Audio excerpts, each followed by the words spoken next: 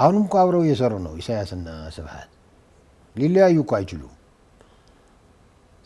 ስብሃት እኮ ቲፒኤልኤፍ ከኢሳያስ ፍላጎት ውጭ እንዳትሄድ አድርጓታል። አሁን እኮ ነው አሁን አሜሪካው ነው አሁንም የትግራይ ህዝብ ሊደራጅ ሊታጠቅ ሊታገል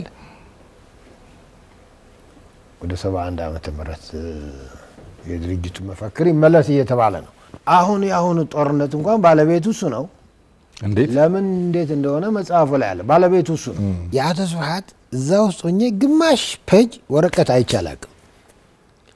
የሆነ ቀለም እጁና ወረቀት አገናኝቶ እና ስክሪፕት አገናኝቶ የአቶ ስብሃት የሚባል አላቅም። ሊቀመንበር ነው ግን ሲባል ያው ሁላችን እናውቃለን። እሱም የሚያስተባብራቸው ስራ አስፈጻሚና ማዕከላዊ ኮሚቴ አሉ።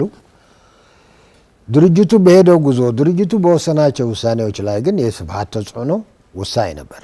አቶ መለስ ወደ ሊቀመንበር ከተባለ በኋላ አቶ መለስ ከስብሃት ቁጥጥር ውጭ ነበረ ብዬ አላስብም። የስብሃት አካሄድ በጣም አስቸጋሪ ነው። የኔትወርክ ነው፣ የጨለማ ስራ ነው እና ይሄ ድሮ የተወረሰ አንድ አባባልም ነበረ። እንዲያውም በግልጽ አቶ መለስ አንዳንድ ጊዜ ወረቀትና ሞኝ የያዘው ነው ወረቀትና እብድ የያዘው ጥሩ አይደለም ይባል ነበር። አክቹዋሊ አፕላይ ያደረገው አቶ ስብሃት ነው። ወረቀት ላይ አታየውም። የስብሃት ወረቀት ነው የሚባል ነገር እኔም አይቼም አላቅም። ግን ማወሳሰቡ ላይ ክፋቱ ላይ ኔትወርኪንጉ ላይ ሌላው ቀርቶ በህወሓት ውስጥ በትግሉ ጊዜ ሰው መታመን የለበትም የሚል እንትን አለው። የራሱ ኔትወርክ የራሱ ነገር ብቻ ካልሆነ እና አንድ ነገር ሊያመጣብን አስቦ ነበር። ሰው አያምንም። ሰው ስለማያምን በኔትወርክና በጨለማ ነው የሚሰራው። ወረቀት ላይ እጁ ወይ የስብሃት የሚባል እኔም ካንተ በላይ የለውም ብዬም በእርግጠኛ መናገር እችላለሁ። ይህ ብቻ አይደለም። የድርጅቱ በየጊዜው ዶኩሜንት ነበሩ የሚሰሩ ዶኩሜንቶች። አሁን አዲስ አበባ ስንገባ አንድም ዶኩሜንት ይዘን አልገባንም። አንድ ጉዞ ላይ የተሰሩ ዶክመንት ነገደ ይቃጠላሉ ነው እስከማውቀው። ምንድነው የሚሆኑ ዶክመንቶቹ ምን በየጊዜው ምናምን። ለምሳሌ የኪሳራ ዶክመንት አለ። እኛ ተዋጊዎች ሆነን ኪሳራችንን ሪፖርት እናረጋለን፣ በጽሁፍ እንልካለን፣ በሬዲዮ እንልካለን።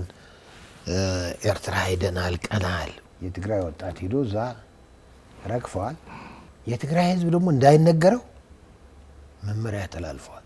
ለምንድነው ልጆቻችን ይጠይቅ ነበር ህዝቡ፣ ለምንድነው ወደ ኤርትራ የሚሄዱት? በሺዎች እኮ ነው የሚሄዱት። ለምንድነው የሚሄዱት ሲል እንዳይነገረው ተብሏል። ማለት ለስልጠና ነው። ትጥቅ ከታጥቆ ሰልጥኖ ሊመጣ ነው። መለስንም በጀርባው ነው የሚመራው እሱ ነበር ብያለሁ። ቀላል የሚባል ፐርሰንቴጅ አለ። መለስ አይነካውም ነበር፣ ይፈራው ነበር። ምክንያቱም ማአት ፋክት ነው ያለው። ሰውዬ የተባለ ወደ መለስ የሄደ ክስ ብዙ ነው። በድርጅታችን እናየዋለን። 4 ድርጅቶች አልነበሩም ኢህአዴግ ውስጥ። በድርጅታችን እናየዋለን ይባልና አይታይም። 17 ዓመቱም ሊቀመንበር ሆኖ ወደ ኤርትራም እንደ መርሰነሪ ነው የሄድነው ነው የምልህ። ለኤርትራ ነጻነት ከኔ በላይ ኤርትራውያንም አልታገሉም። እኔ እዛ ነው። ግን የነዛ ህልም እና የኔ ህልም ይለያያል። አሁንም እኮ አብረው እየሰሩ ነው ኢሳያስና ስብሃት። ሊለያዩ እኮ አይችሉም።